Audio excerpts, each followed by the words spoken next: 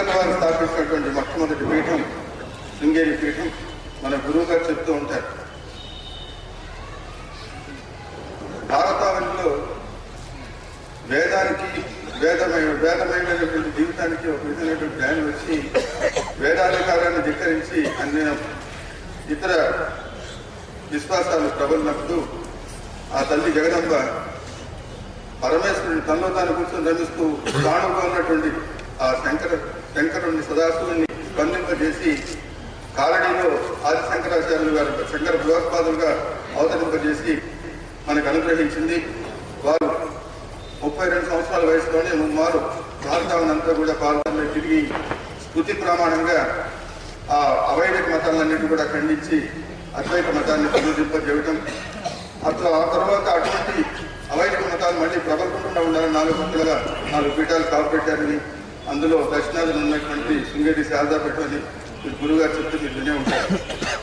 అప్పటి నుండి ఇప్పటి వరకు కూడా శృంగేరి పీఠం ఆ సనాతన ధర్మాన్ని ఆ విధంగా కాపాడుతూనే ఉంది. అందులో భాగంగానే గురువుల ఆదేశం ప్రకారం పీఠం యొక్క అనేక శాఖల్లో అనేక రకమైనటువంటి వైదిక కార్యక్రమాలు చేస్తూ ఉన్నాం. ఈ ప్రవచనాలు ఏర్పాటు చేయడం కూడా అందులో ఒక భాగం. నిజానికి ఈ ప్రవచనాలు మాకు గురువు గారు అనుగ్రహించినటువంటి అనుగ్రహం. కొన్ని సంవత్సరాల క్రితం ఒకరోజు ఎప్పుడో సంభాషణలో ఒకసారి గురువుతో కాశీ యాత్ర చేయాలి, వారు కూడా అన్నారు కాశీ వెళ్ళాలి అంటే, నేను ఇలాగా శృంగేరి వారి పీఠం ఉంది, అక్కడ మనకి వ్యవస్థ ఉంది చక్కగా, అక్కడ మనం చేసుకోవచ్చు. కొన్ని సంవత్సరాలు ఎక్కువైంది అంటే నిన్న మొన్న చెప్తున్నారు వారు ఈశ్వర సంకల్పం పెట్టినట్టు ముందు నుంచే ఒక దానికి కొన్ని కావాల్సిన పునాదులు పడుతూ ఉంటాయి. ఈనాటికి ఆ బ్రాయిలో ఉన్నటువంటి మాతాజీ గారు వారిని వేరొక కార్యక్రమం కోల్పోయినా వారిని ఇక్కడికి రప్పించడం, వారు మనందరినీ అనుగ్రహించడం కోసం, మిమ్మల్ని అందరినీ అనుగ్రహించడం కోసం ఇన్ని వందల మందిని వారిని రమ్మంటే వారు ఇన్ని వందల మందిని ఇక్కడ తీసుకొచ్చి అతి పవిత్రమైనటువంటి కార్తీక మాసం ఉన్నది కాశీలో చెప్పుకున్నది విశ్వనాథ వైభవం.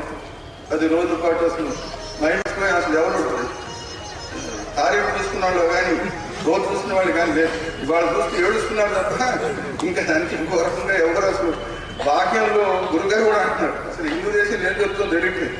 10 రోజులు అసలు ఇంకొక ప్రస్తావనే లేదు. ఆ విధంగా గడిచిపోయింది మన తీర్థం.